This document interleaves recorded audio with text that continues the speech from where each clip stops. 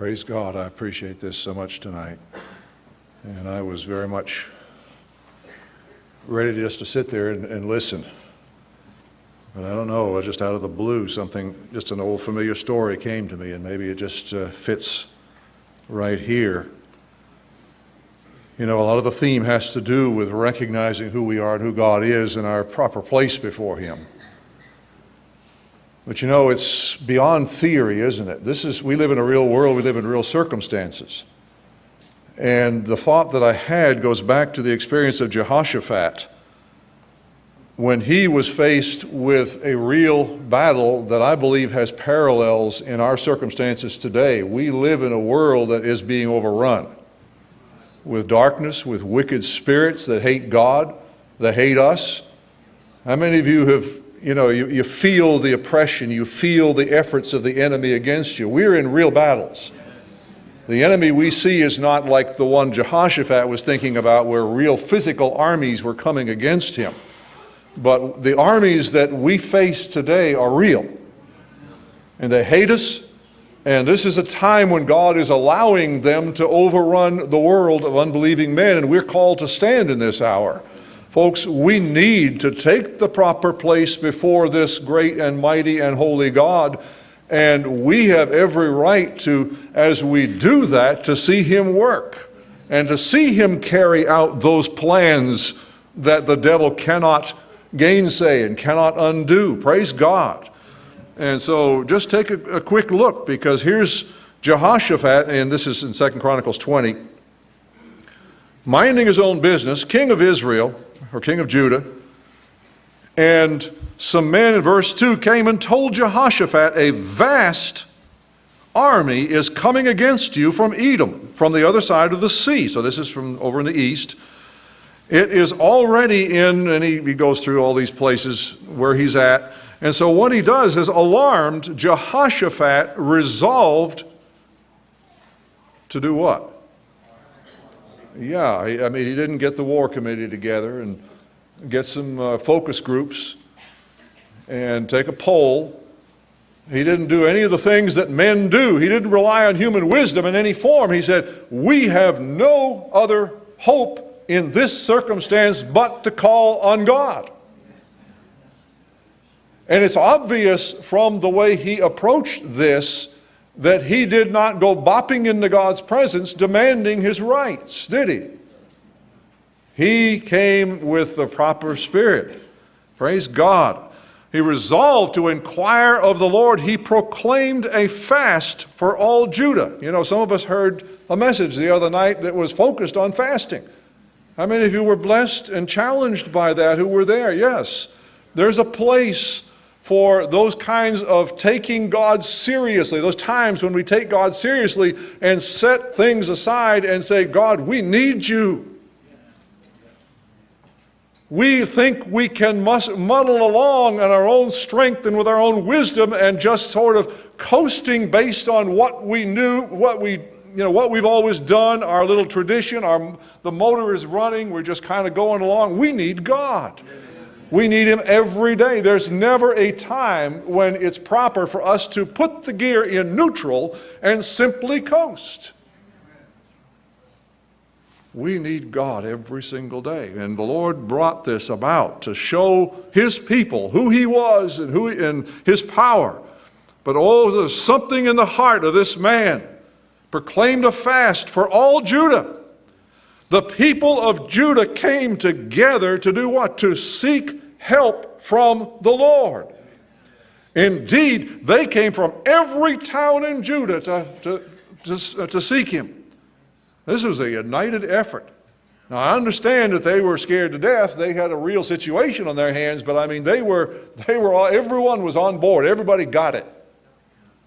You know, I hope everybody gets it tonight. That you just don't go out and say, hey, we had another good service, it was great, and then go on. Oh, God. God isn't giving us these things to entertain us.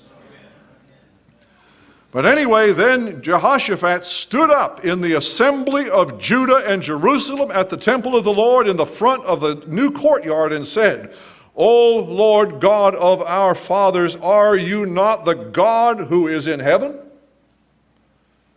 See where his focus is? He's reminding himself, he's reminding the people, he's letting God know that he knows.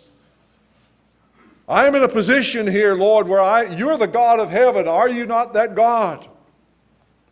You rule over all the kingdoms of the nations. Power and might are in your hand. No one can withstand you. Boy, that's a good way to start approaching God, is to remind him of who he is and how we see him and our understanding of who he is, and simply say, Lord, I get it. I know who you are. I'm coming to you because of who you are.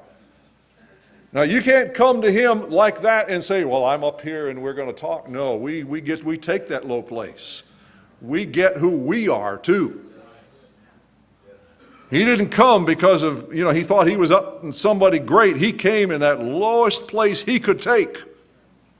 He got down and I don't know physically what he did, but I know in his heart he was absolutely on the bottom rung saying, oh God, without you we are goners. We have no hope. Power and might, no one can withstand you. Oh, our God, did you not drive? Now he's going to look back and see and remind God of the things that he's done. Did you not drive out the inhabitants of this land before your people Israel and give it forever to the descendants of Abraham, your friend? They lived in it and have built a sanctuary for your name, saying, if calamity comes upon us. Now he's looking back to what Solomon's prayer. You remember how Solomon took that low place, said, Lord, I'm a child. I don't know how to go out or to come in. Give me wisdom to help this people and build them a temple. And then called upon the name of the Lord, said, Lord, come, dwell in this place. And Lord, when we're in trouble, hear our prayer when we gather here and offer it before you. Oh God, this is what Jehoshaphat's looking back to. If calamity comes upon us, whether the sword of judgment or plague or famine, we will stand in your presence before this temple that bears your name and will cry out to you in our distress, and you will hear us and save us. Man, it's a good thing to pray the promises of God. Because if I try to simply muster up faith, where am I going to get it from? I certainly can't look inside and say I deserve anything. I've got to go to the Word and the promises of God and who he is and what he's about. And if I stand on that ground, I've got a place to stand. But we make the mistake of trying to muster feelings of faith based on what? I don't know. We better stand on some solid ground. But now, here are men from Ammon, Moab, and Mount Seir, whose territory you would not allow Israel to invade when they came from Egypt. So they turned away from them and did not destroy them. See how they are repaying us by coming to drive us out of the possession you gave us as an inheritance. O our God, will you not judge them? For we have no power to face this vast army that is attacking us. How many of you struggle against some of the feelings of futility sometimes as you look around and you see the needs, even in our own midst, let alone around about us? Where do you think that feeling comes from? You think that's coming from God? It's coming from the enemy of our souls. Folks, we need to rise up and start calling upon our God and believing that he actually can do something. We have a God who declared that there is nothing that is impossible. And I'm here to tell you that I've struggled with this, just like you do. But we have a God who has made promises to us, and we need to get on our knees and recognize who he is and come before him in that spirit of supplication, recognizing, getting off our high horse, recognizing that we are exactly the way what's been described tonight. Praise God. We have no power to face this vast army that is attacking us. Man, as I look around, I am constantly reminded. I think of people that I'm just saying, God, why can't they see? They're blind. They're entrapped. They're just in bondage. There's terrible needs, and I see them. Oh, God, but I feel so powerless.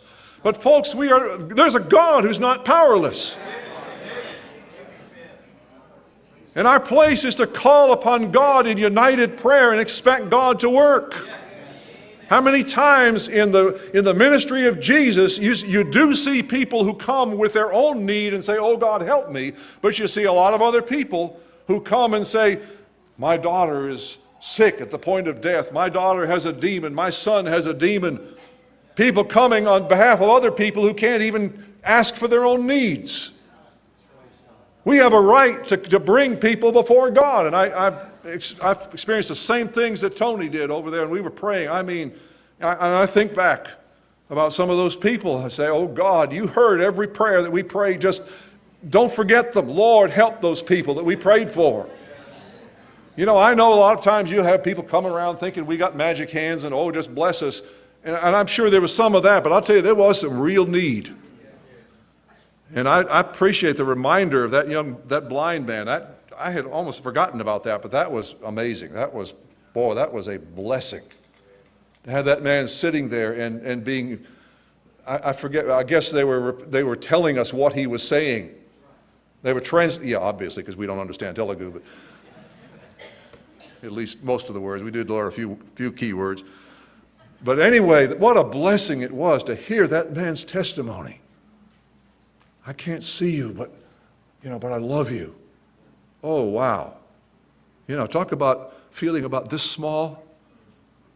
I thank God for every time He's put us in situations where we feel, where we remember how small we really are. Oh, God, how privileged we are in so many ways, and how little do we appreciate it. But anyway, we have no power to face this vast army that is attacking us. Well, that's kind of like the situation we're in today. We don't have a prayer facing what's facing us in this world in our own strength. I don't care what our religious program is, what doctrines we preach, all those kind of things. We don't have anything unless He dwells in our midst, and He has the power and does the work. And so he said, so his final prayer is, his conclusion of his prayer is, we do not know what to do, but our eyes are upon you. Isn't that an awfully good posture to take? Our problem is we think we know what to do. Get our little religious manual out, and this is what we're supposed to know. Do you know Jesus walked with the Father, and He hardly ever did anything the same way twice. But by God, we want to find a formula. There is no formula other than saying, God, we do not know what to do. Tell us what to do. It's pretty simple. Unfortunately, our pride stands in the way of wanting it to be that. And we want to get in control. Oh, God, we're not in control. And I'm glad. We'd make a mess of everything. We do not know what to do, but our eyes are upon you. All the men of Judah with their wives and their little ones stood there before the Lord. Oh, I'll tell you what, you think God was mad with them over this? He was highly pleased. They were absolutely giving Him the place that is only rightfully His. There was an honor. Oh, I'll tell you, the Lord runs to someone who takes this posture. You want to know why the Lord doesn't hear you sometimes? Get off your high horse. Take that place. Humble yourself into the mighty hand of God. Tony referred to that verse.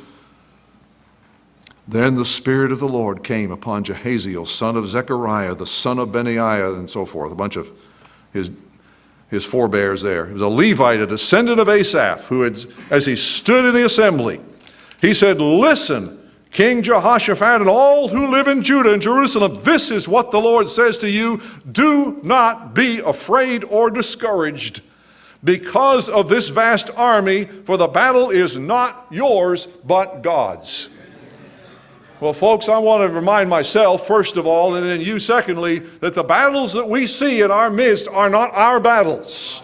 They are God's battles. We have every right to call upon Him to do His work and to change hearts that need changing, open eyes that need opening, drive spirits out of lives to do whatever needs to be done. I do not have the power to do that. He does.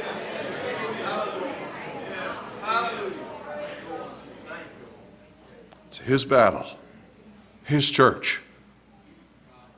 And so they get the strange battle plan. They got some strange battle plans history of Israel. But you know, every time the Lord gave him one of these strange ones, it sure did show who was in charge and where the power was coming from. Tomorrow, march down against them. They will be climbing up by the pass of Ziz, and you will find them at the end of the gorge in the desert of Jeruel. Who needs spies? The Lord knew right where they were at. You will not have to fight this battle. Well, that was sounding pretty good. Take up your position, stand firm, and see the deliverance the Lord will give you, O Judah and Jerusalem. And you notice those words? Two words in the middle of that. Stand firm. Sometimes that's our problem. We get all geared up and then, next thing you know, we listen to that voice that ministers fear and doubt and question and all these kinds of things. God help us to seek Him and to stand firm until God does His work. Praise God. Praise God. Take up your position, stand firm, and see the deliverance the Lord will give you, O Judah and Jerusalem. Do not be afraid, do not be discouraged. Go out to face them tomorrow. The Lord will be with you. Praise God. Of course, you know the story of how they sent the choir out ahead to praise God, and the praisers went before the sword. That's where that line comes from in our song. And God gave them a tremendous victory, and they were like 3 days gathering up all the spoils. God turned absolute certain defeat into a mighty victory and a great blessing for God's people. But let's not forget where we started here. It was not incidental to the fact that they took the position before a great and a mighty God that they did. Folks, that is the only position that makes any sense for people like you and people like me. We are sinners saved by the grace of a God. That God was so holy that when He dwelled with His people in Israel, His presence stayed in one place, the most holy place. And there was a curtain there. And nobody went in there. That was certain death. That's how different we are from this great and mighty and holy God. You go into His presence based on who you are as a human being, vaporized. Somehow you wouldn't be. It would be instant death. But oh, God began to make a way through the blood that was offered. Even then, the high priest went in one time a year and he had to wave incense to kind of obscure the altar. And he went through the ritual one time in the year. The Lord was just showing us the holiness of this awesome God.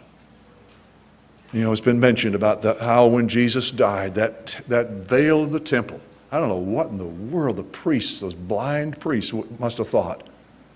All of a sudden, their great curtain is just torn, not from the bottom, but from the top, and nobody was there. What a witness from God that we can come into that holy place. But my God, we got to remember it's a holy place. Oh, there's so much casualness in religion today.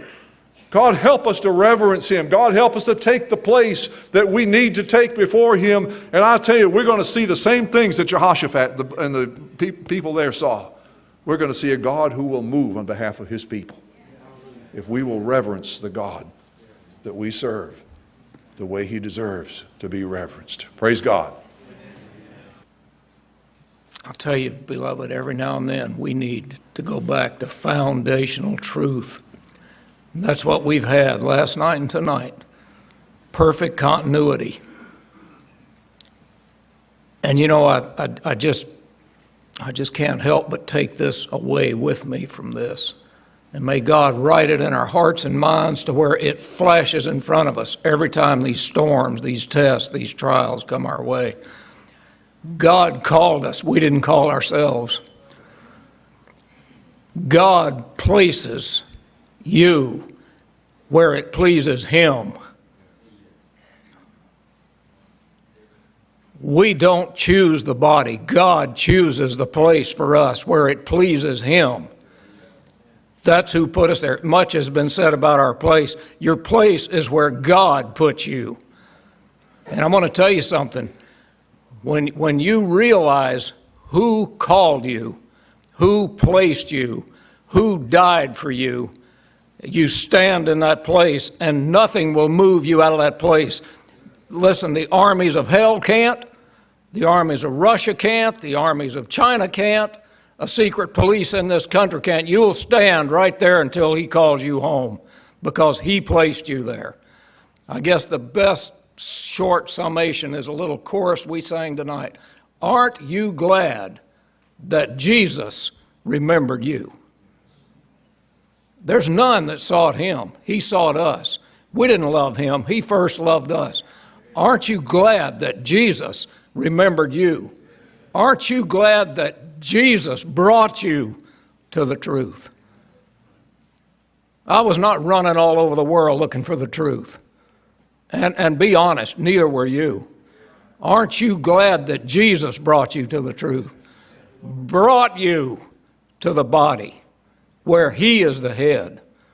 Brought you to the living out from among the dead. When we can stop in the heat of the battle and remember who put us where we are, He can cause us to stand. It's not any intellectual power, it's not any physical power, it's not by power and not by might, but by His Spirit, saith the Lord. God, we needed this foundational truth these last 2 nights. We needed to be reminded of our first love. We needed to be reminded where we came from and how we got where we are. Oh God, when we can give Him the glory properly, when we can give Him the glory, we can stand right there in that light and that truth. It's an answer to prayer. It's an answer to prayer. I know, 2 men got up last night and just said that. Oh, I don't know how many more could have, but this is an answer to prayer. God hears the cry of His people, and He comes to us. Aren't you glad that Jesus remembered you?